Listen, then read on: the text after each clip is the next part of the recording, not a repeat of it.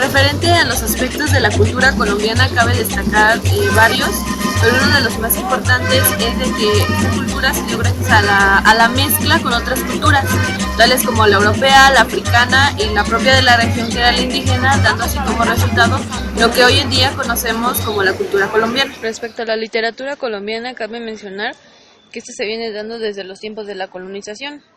Aquí han destacado importantes autores como Hernando Domínguez, Juan Rodríguez, Francisca Josefa del Castillo, que son principalmente exponentes del género del misticismo.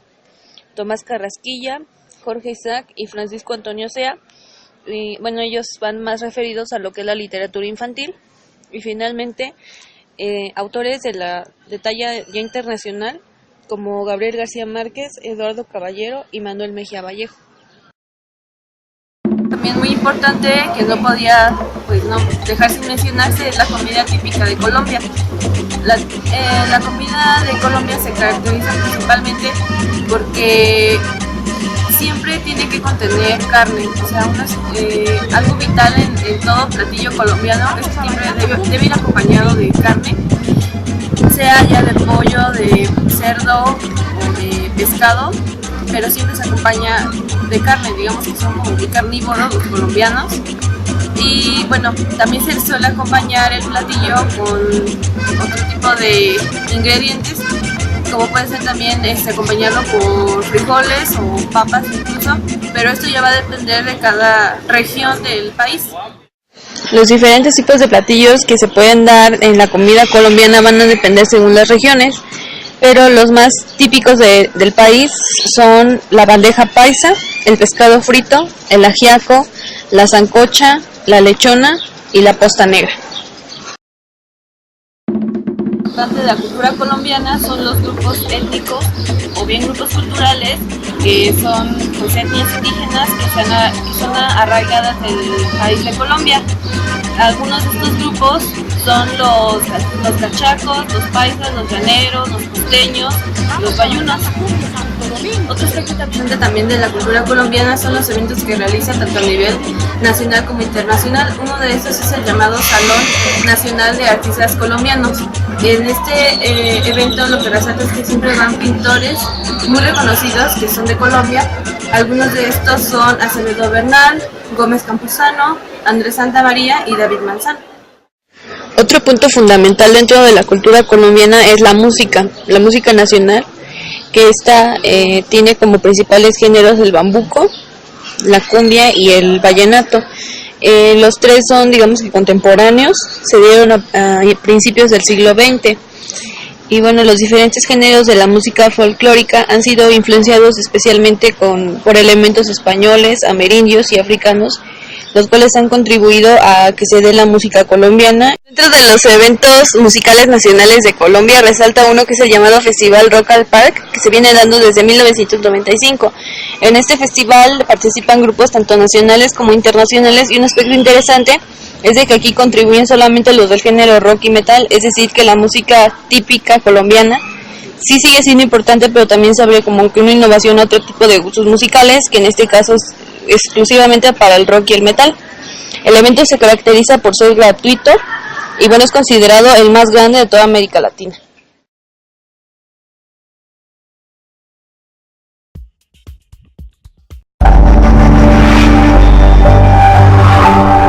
Hola chicos, mi nombre es Jensi y yo les voy a hablar un poco sobre la religión que predomina en el país de Colombia.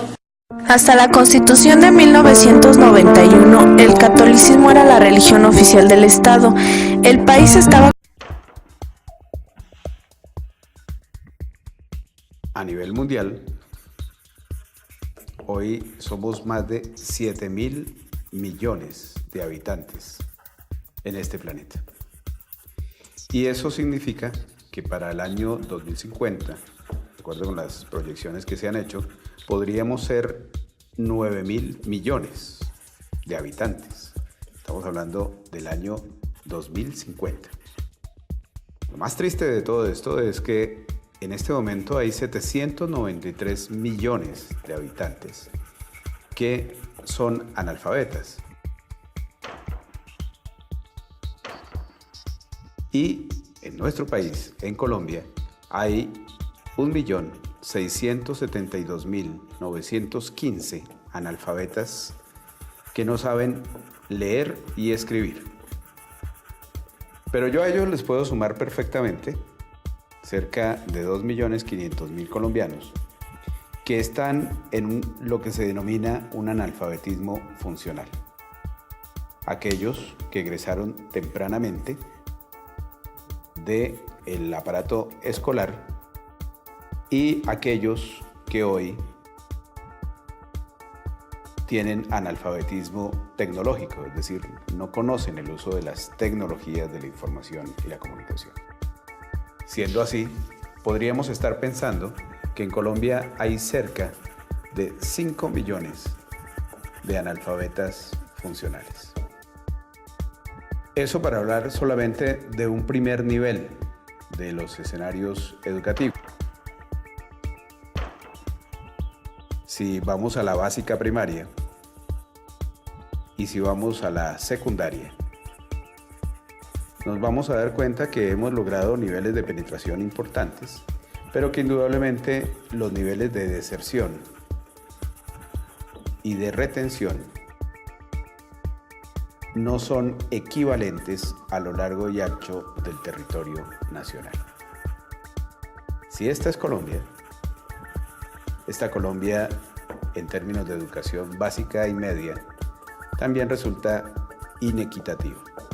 No solamente por la oportunidad de ingreso, porque podemos decir que es alto ese nivel de ingreso, sino por la oportunidad de permanencia. Y sobre todo en la Colombia rural. Una Colombia a la que poco se le ha ofrecido en términos de reales oportunidades educativas durante los últimos 50 años. Estos antecedentes nos llevan a entender que en Colombia se gradúan cerca de 700.000 colombianos como bachilleres anualmente. 700.000 bachilleres. Y de ellos, tan solo 210.000 tienen la posibilidad de acceder de manera directa a la educación superior. Lo que diríamos, con el SENA, que de cada 50 bachilleres, la mitad ingresan. Pero si no lo contáramos, de cada 100 bachilleres, tan solo estarían ingresando 31 de ellos, es decir, se estarían quedando por fuera 69 bachilleres de ingresar a la educación superior. En Colombia, para hablar solamente de la educación pública, superior pública, existen 32 universidades públicas. De estas universidades públicas, la mayoría de las personas, bachilleres que acceden, pertenecen a los estratos 3, 4 y 5, con contadas excepciones de un número reducido de colombianos que pueden acceder a este tipo de universidades, básicamente por una razón: el examen de ingreso. Ese examen de ingreso en los colombianos procura que hayan unos resultados de las pruebas de estado, que aquí las desarrolla el Instituto Colombiano para el Fomento de la Educación Superior, ICFES, sobre unos puntajes preestablecidos. Los colegios privados tienen una mayor preponderancia en esos resultados, lo cual significa que a las universidades públicas ingresan un alto porcentaje de los estudiantes provenientes de los estratos socioeconómicos 4, 5 y con algún nivel de el 3. Los estudiantes provenientes de estratos 1, 2 y 3 realmente no tienen una oportunidad educativa definida dentro de este sistema.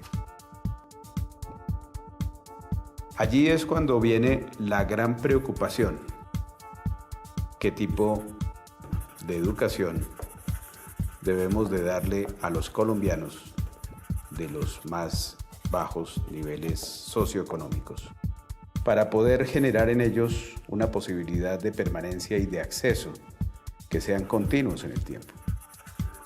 Esto hace que exista una universidad como la nuestra, la UNAD. Una universidad con un alto nivel de responsabilidad social, pero que además trabaja de manera sustancial por una educación pertinente y una educación de calidad.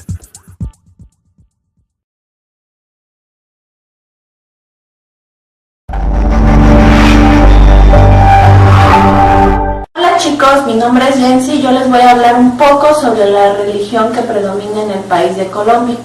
Hasta la Constitución de 1991, el catolicismo era la religión oficial del Estado. El país estaba consagrado al Sagrado Corazón de Jesús. Es por eso que los columnistas le llaman al país del Sagrado Corazón. Según una encuesta realizada a los colombianos, se dice que el catolicismo es la religión con más seguidores en un 57%, seguido del cristianismo con un 31%, la musulmana con un 4% y el 1% entre judíos y mormones. El otro 5% afirmó profesar una religión diferente a las anteriores.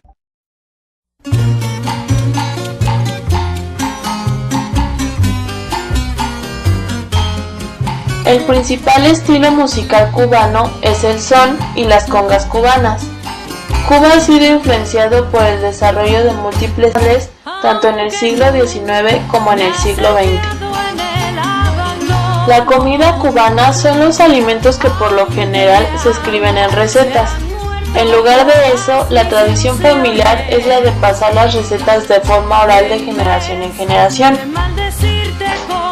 La comida cubana tradicional es, como casi todos los aspectos culturales de este país, una fusión de las cocinas españolas, africanas y del Caribe, con una pequeña pero sobresaliente influencia china. Los platos más populares son los frijoles negros, estofados y carnes. Un ejemplo de la cocina tradicional cubana es el congrí, arroz con frijoles. La literatura cubana comenzó a desarrollar su propio estilo en los primeros años del siglo XIX. Escritores como el poeta Nicolás Guillén se centraron en la literatura como la protesta social. El béisbol o pelota, como se le llama comúnmente en el habla cotidiana, se convirtió en el deporte nacional aproximadamente a mediados del siglo XX, ganando importantes eventos a través de los años, de los cuales se destaca el segundo lugar obtenido en el primer clásico mundial de béisbol. En las bodas cubanas, aquellos que deseen bailar con la novia le clavan dinero en su vestido antes de empezar a bailar. Pero las tres principales celebraciones folclóricas de Cuba son el Carnaval de Santiago de Cuba en el mes de julio, las parrandas de Remedios en el mes de diciembre y la charanga de Bejucal también en diciembre y en la provincia de La Habana. ¿Qué tal? Buenos días. Hola, ¿qué tal? Buenos días. Yo soy Carla y vengo a hablarles sobre el sistema educativo de Cuba.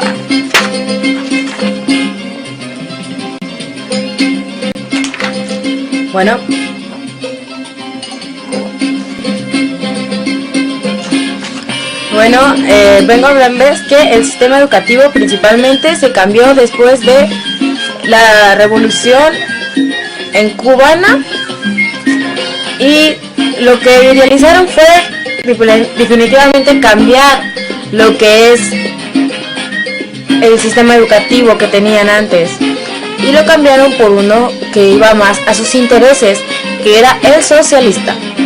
Entonces, esto es lo que hicieron fue establecer que el Estado era el único que se iba a encargar sobre todo lo que tuviera que ver con la educación a través del Ministerio Educativo. Y lo que decidieron fue desmantelar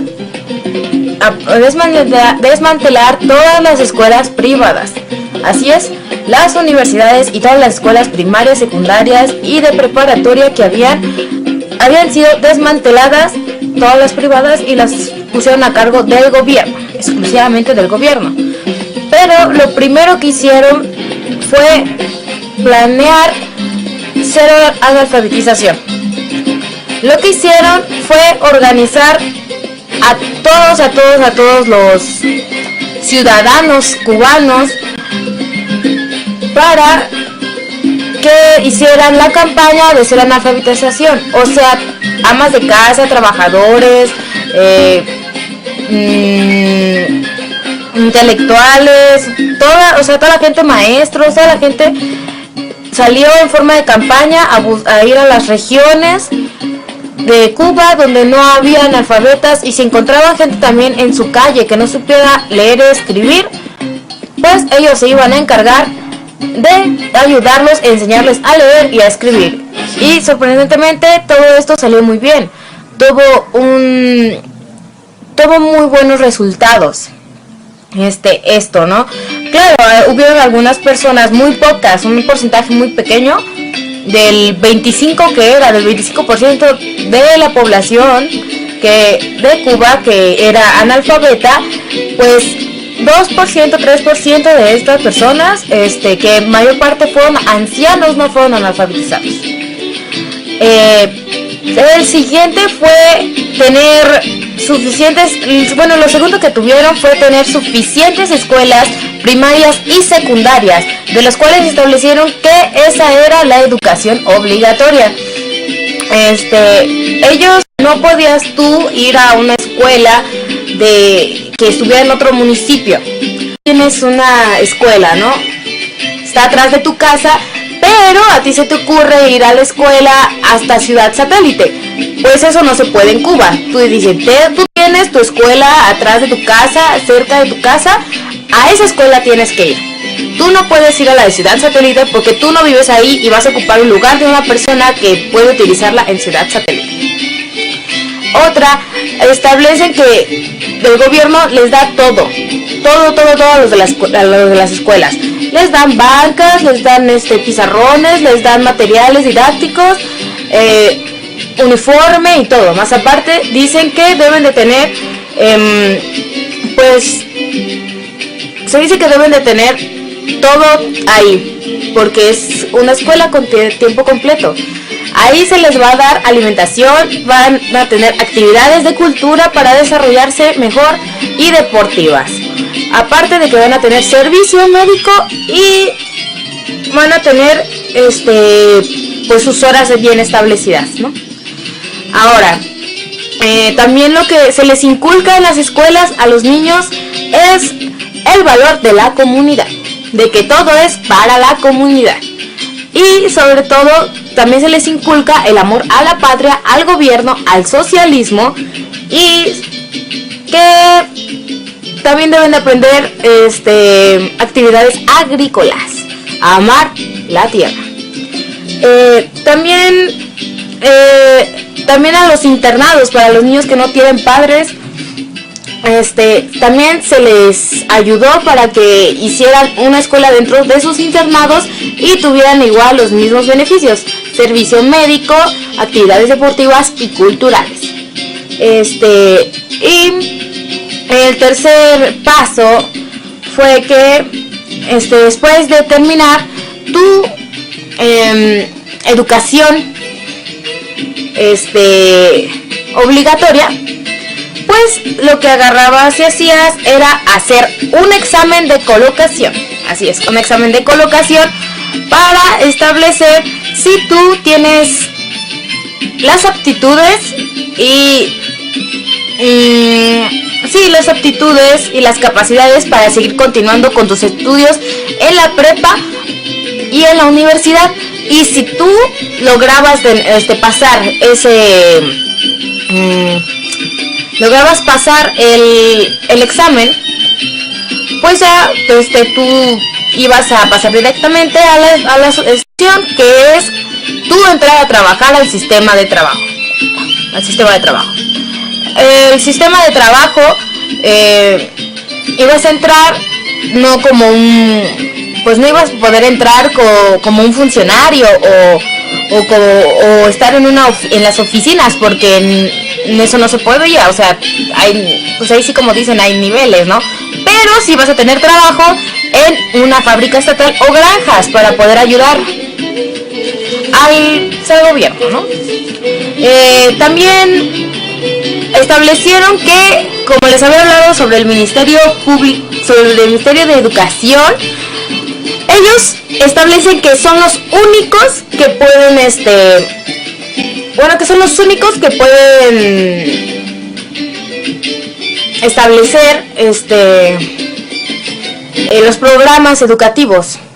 Son los únicos que pueden establecer los programas, las planeaciones y todo lo que tuviera que ver con la gestión educativa. Son los únicos que pueden hacerlo. Los que pertenecen al Ministerio de Educación, ningún maestro, ni directivo, ni pedagogo, ni nadie, ninguno así podía hacer algo que no fuera dentro del ministerio. O sea, no puede establecerse nada. Y sobre todo, no pueden establecer instituciones privadas. En quinto lugar, se dirige que cuando tú sales de la educación obligatoria, tú cuando sales ya con un trabajo. ¿Cómo? Pues sales como burócrata, funcionario, o sales como un trabajador del Estado, depende, ¿no? Sales y te establecen en alguna institución gubernamental para, obviamente, el gobierno. De hecho, eliminan el pensamiento de querer ser negociante o empresarial privado. Todo lo que vayas a hacer va a ser para la comunidad, para la sociedad. También lo que te hablan es de que los sueldos de los docentes, de los directivos y de todos los trabajadores de las instituciones van a cargo del gobierno, y los docentes de la universidad tienen como sueldo 220 pesos cubanos, que son equivalentes a $10 al mes. En serio. Bueno, y sus beneficios son que tú puedes solicitar tu casa y te la dan, o departamento y te lo dan. Y otra cosa es la cartilla de racionamiento. Como sabemos, para lograr una formación integral del hombre se necesita más que la educación formal dentro de las escuelas. Es por eso que en Cuba se implementan cursos de verano y actividades recreativas. Recreativas van desde cursos de cocina, de ortografía, hasta actividades deportivas como lo es el fútbol y la natación. Durante julio y agosto se realizan actividades recreativas y deportivas en el Palacio Central de Pioneros. El concepto fundamental del verano es llevar actividades recreativas a toda la comunidad. Entre las actividades preferidas por los niños y jóvenes pudimos destacar la natación. Se disfrutaba por horas el refrescarse bajo el sol. Además, que no se quedó atrás el fútbol. Entre otras actividades, también se ofrecían las clases de cocina, tejido y ajedrez. Muchas iniciativas en el verano van dirigidas a acercar el arte a las nuevas generaciones. Cursos y talleres en todas las manifestaciones se llevan a cabo en diferentes comunidades cada verano. En diferentes centros culturales se ofrecen clases de teatro y actuación, de una forma teórica y práctica, además de clases de danza contemporánea. La danza es un factor muy importante en la educación cubana, ya que además de que la danza colectiva permite a los niños interactuar, les permite desarrollarse integralmente desde un punto de vista educativo y cultural, además de que es un proceso en el que participaron varias culturas, como las culturas europeas y las africanas. Entonces, para los cubanos la danza es un símbolo muy importante de su cultura. La danza es un factor muy... Para los cubanos también es importante acercar a sus miembros a la tecnología, a la informática, a la computación. Es por eso que en el Palacio Provincial de la Computación de Santiago de Cuba se ofrece una gran diversidad de servicios informáticos a toda la población, con los objetivos de proporcionar a la sociedad productos relacionados con las tecnologías de la información y las comunicaciones, además de que esto ayuda a vincular a los niños y a los jóvenes con las nuevas tecnologías de la información. Dentro del Joven Club de Computación se ofrecen este tipo de servicios tecnológicos e informáticos a personas de todas las edades, desde los niños, con el fin de que ellos puedan desarrollar estas habilidades desde temprana edad, además de que también puedan complementar los contenidos que ven en la escuela, y también despertar en ellos el interés y la vocación relacionados con la tecnología de la información y la comunicación. Los cursos también se imparten para personas con discapacidad y adultos mayores, según las habilidades y los intereses, pues también para lograr un pleno desarrollo de las personas. Cuba es un país con una alta libertad religiosa. En su constitución, en el artículo 39, inciso B, dice que la religión es aparte del Estado y que el Estado está encargado de la educación en el país. Por otro lado, en el artículo 42 se estipula que nadie puede discriminar a otro por su color de piel, por su raza, por sus creencias, por sus tradiciones, etc. Aunque en Cuba ya existe lo que es el catolicismo y el cristianismo, aún en estos días la más popular es la santería y, o llamado juego de 8. Estas prácticas llegaron gracias a los conquistadores cuando trajeron a los esclavos afroamericanos a trabajar las tierras de los terratenientes en Cuba. Entonces, para pedir protección y pedir alguna otra cosa en esta nueva tierra, los esclavos se reunían por las noches escondidas de los terratenientes. Este tipo de prácticas eran severamente castigadas por los terratenientes. En el famoso libro de Isabel Allende, La isla bajo el mar, describe cómo al hacer sus rituales los esclavos que eran descubiertos eran gravemente castigados, a veces eran ahorcados o eran quemados. Después de un tiempo, los dueños de los esclavos comenzaron a permitir este tipo de prácticas, ya que cuando ellos mismos tenían problemas acudían con sus esclavos o con los chamanes del grupo de esclavos para que intercedieran por ellos ante sus dioses. Las tradiciones que predominaron fue la yoruba y la rara, que permanecieron por un largo tiempo hasta que lograron una sincretización con la religión católica, hasta formar lo que ahora se conoce como santería o juego de 8. La influencia yoruba en Cuba dio a conocer divinidades como son Elegua, Ogún, Ochosi, Osun, Inle, Jaso Juano o San Lázaro, Orisha Oko, Osain y Dada Abaña.